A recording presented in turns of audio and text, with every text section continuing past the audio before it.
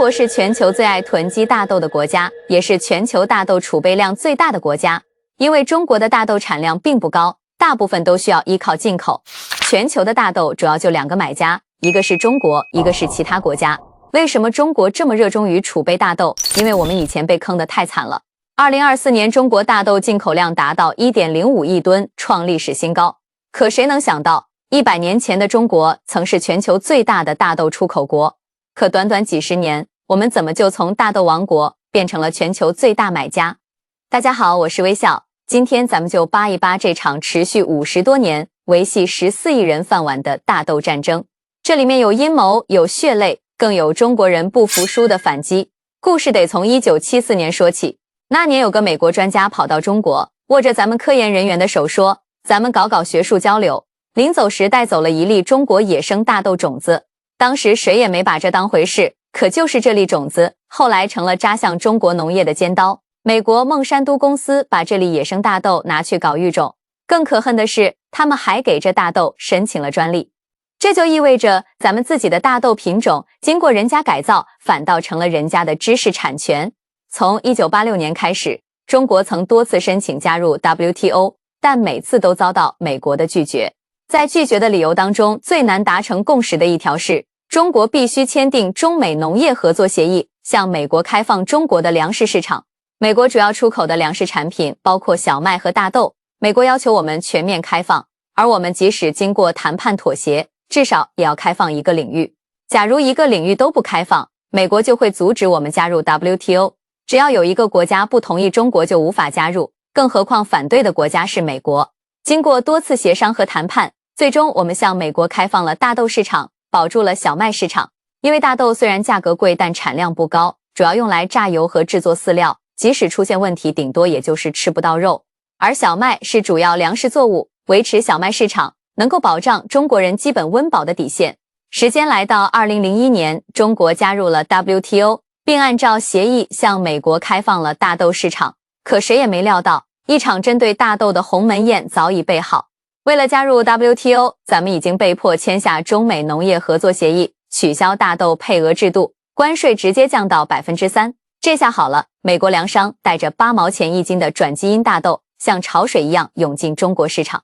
而咱们国产大豆的成本价足足1.5块1斤。随后大量的美国大豆涌入，迅速冲击了中国的大豆种植产业。美国大豆是转基因品种，而且本土还拥有大片肥沃的黑土地，使得大豆产量非常高，而成本非常低，每年还能获得美国财政部的农业补贴，这让美国大豆拥有了压倒性的价格优势。远渡重洋运到中国的到岸价格仍然比中国大豆的价格便宜1半。一边是又便宜又高产的进口豆，一边是成本高出油率还低的国产豆。东北的豆农们看着自家地里的大豆一夜之间从黄金作物变成了赔钱货。面对如此巨大的价格差距，很快就没有大豆企业愿意收购中国大豆了。面对大豆价格暴跌，农民也不愿意亏本种植。很快中国的大豆产量就开始急剧下降。2002年中国大豆产量大幅下滑。2003年中国大豆产量仅剩加入 WTO 之前的零头。全国各地的大豆企业都在采购美国大豆，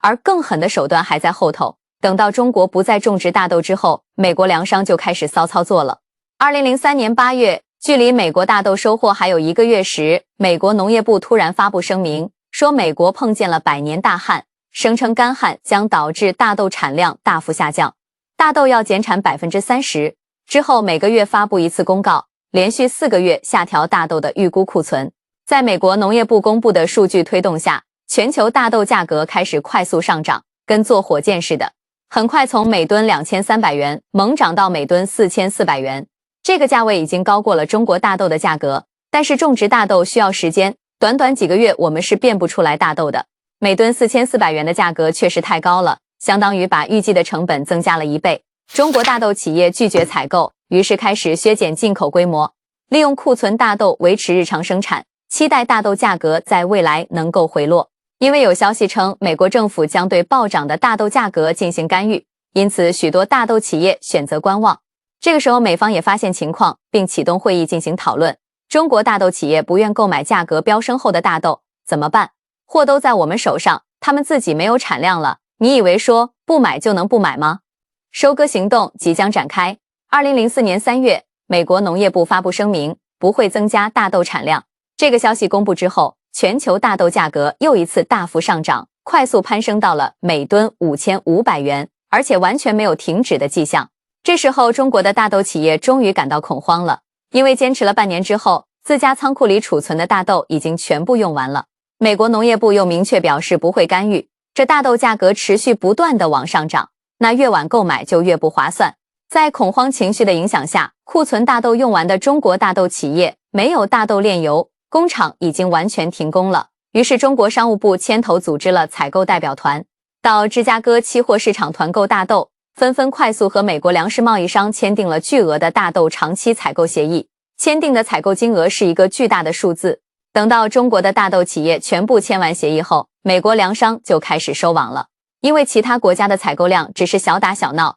主要盯着的肥肉就是中国豆企。在高价大豆采购合同到手后，美国农业部突然公布了2个消息。第一个说，美国为了考虑民生，为了考虑老百姓的吃饭问题，将制定政策鼓励大豆生产。第二个说，之前公布的大豆库存数据有问题，属于工作人员的统计口径有误。实际上，大豆供应并不紧张，希望大家不要盲目抢购大豆。悲天悯人，爱民如子，没有人能说美国农业部做错了什么。关于工作人员的统计错误，他们内部已经给予了警告处分。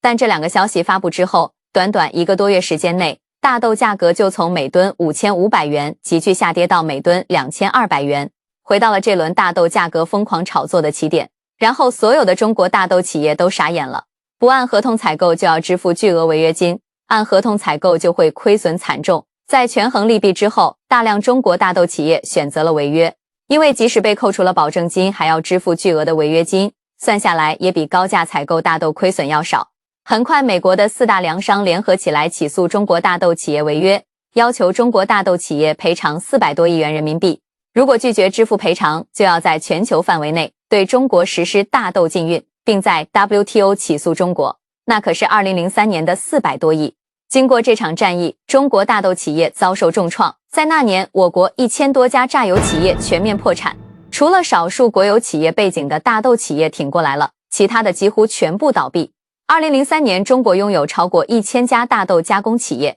到2004年底，仅剩下90多家仍在运营，其中64家被外资掌控。中国本土豆企只剩下30多家，且多数为国有企业。短短1年间，中国豆企数量减少了 97%。这场大豆战争，中国豆企可以说是全军覆没。遭受重创的不只是中国豆企，还有中国的大豆种植户。2003年底，大豆的价格已经上涨到每吨4000元以上，这个价位对于中国大豆种植户而言已经相当有利可图。2004年3月更是突破每吨5500元。看到这样的价格水平后，中国豆农都眼红了，于是纷纷在4月份大豆播种季节开始种植大豆作物。然而没过多久，美国农业部突然发布公告，接着大豆价格急剧下跌，到了6月份，大豆价格就只剩下每吨2200元了。但这时候中国豆农已经把大豆都种下去了，距离收获只有2个月时间，你继续种植大豆直到收获会损失惨重。你把种了一半的大豆挖出来，亏损会更加严重，因为农时已过，种不了其他作物了。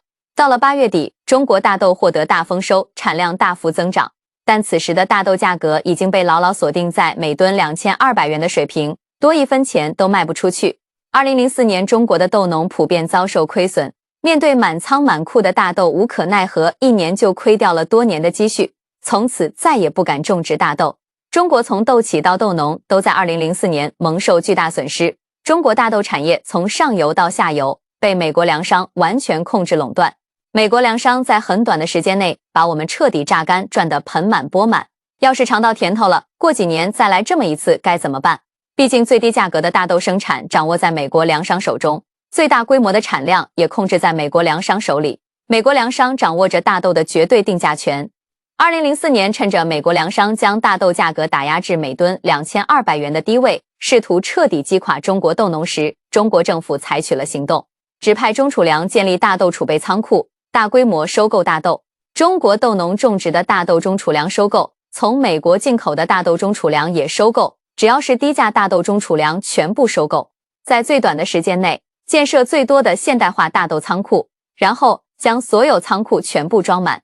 一直到2005年年底，中储粮还在继续收购大豆。因为中储粮一直是在暗中收购，所以没人知道中储粮在04到05年这2年到底收了多少大豆送进了仓库。如果美国粮商安分守己，那中储粮库存的大豆并不会发挥作用。但美国全面接管中国大豆产业后，仅只安分了1年时间，第2年就开始闹腾了。2006年，美国粮商再次发动大豆战争，以美国遭遇灾害大豆减产为借口，美国粮商持续减少大豆出口量，不断抬高大豆价格。这么巧啊，这减产也太频繁了吧？但没办法，美国大豆说不卖就不卖，你能怎么办？但与2004年不同的是，我们这次手中有了充足的储备，中储粮仓库里堆得满满当当。美国将大豆价格抬高到我们无法接受的水平后，中储粮就开始开仓投放大豆，以10天为一个周期有序地出售大豆，以略低于市场价的价格进行平价供应。美国粮商一看就笑了，全球大豆都在我手里，你给我玩抛售大豆砸价格，你最多也就储备了2年的大豆，进口量和产量都明摆在那里，你仓库里不可能有太多大豆，你卖吧，继续卖，我倒要看看你手里能有多少存货。中储粮开仓投放大豆之后，大豆价格还在持续猛涨，美国粮商继续推高价格。面对这种情况，我们稳如泰山，持续出售大豆，并且逐渐增加抛售次数。大豆价格越高，我们出售的越频繁。最初是每10天抛售一次，后来变成每周抛售一次，最后是每3天抛售一次。美国粮食贸易商也不慌不忙，你继续抛售，你抛多少我收多少，我倒要看看你仓库里还有多少大豆可以继续抛售。于是这场第2次的大豆战争持续进行了整整2年，一直延续到2008年年底。美国粮食企业掌控出口数量，一直保持大豆的高价位，硬撑了2年都没让价格下跌。这种操控价格的能力真是令人佩服，真不愧是粮食行业巨头。但这整整2年的时间，中储粮的大豆竟然还没抛售完毕，持续不断的一直在抛售。没人清楚中储粮手中究竟还剩下多少储备。这种短时间内快速收购填充粮仓的能力同样令人钦佩，不愧是粮食储备巨头。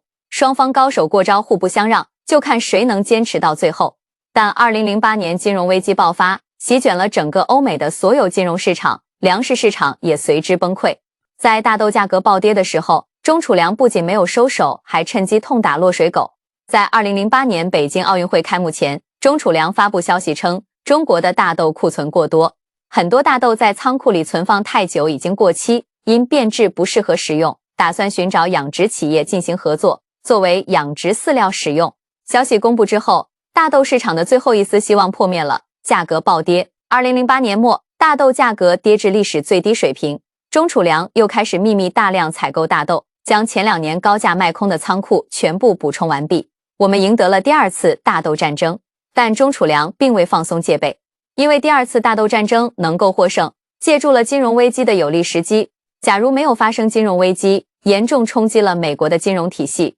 最终谁能胜出还很难预料。因此在赢得第2次大豆战争之后，中储粮持续大规模建设仓储设施，持续大量囤积大豆。无人知晓中储粮具体储备了多少大豆，这是最高机密。但外界所有的估算数据，这是一个让粮食投机者看了之后会感到眼前一黑的数字。从那以后，美国的粮食企业再也不敢发动第3次大豆战争来制约中国。2020年，疫情席卷全球，导致粮食减产，11个国家和地区停止向中国出口大豆。但中国的大豆供应安全依然稳如泰山，国际粮商连试探中储粮的想法都没有。中国刚加入 WTO 时，美国时不时就会发生自然灾害，大豆每隔2-3年就会大幅减产一次。中储粮建好大量仓库之后，美国的自然灾害突然消失了，大豆年年稳定丰收，什么洪水和干旱都影响不到美国大豆的产量。完全没想到，中储粮的大豆仓库竟然有操控美国天气的功能，堪称天气控制器，你说厉不厉害？朋友们，回望这20年大豆战争，咱们从求人买粮到粮仓亮剑，付出了太多代价，但也守住了14亿人的饭碗。现在全球粮食危机阴云再起，4大粮商还在通过控股南美企业，间接控制巴西65%的大豆出口量。咱们的大豆进口依存度还有80%左右。这场战争还没结束，大国博弈的真正底牌不是武器，而是活下去的决心。每一粒储备大豆里都藏着中国人饿怕了的基因记忆，也藏着咱们不服输的骨气。最后微笑总结一下，开放市场如同一柄双刃剑，它为全球贸易带来了机遇，也暗藏着产业倾覆的风险。中国的第一次大豆危机正是对这一点血淋淋的印证。彼时，本土农业在低价转基因大豆的洪流中迅速瓦解，而随之而来的是国际资本利用信息优势和市场支配力，精心策划的一场价格围猎。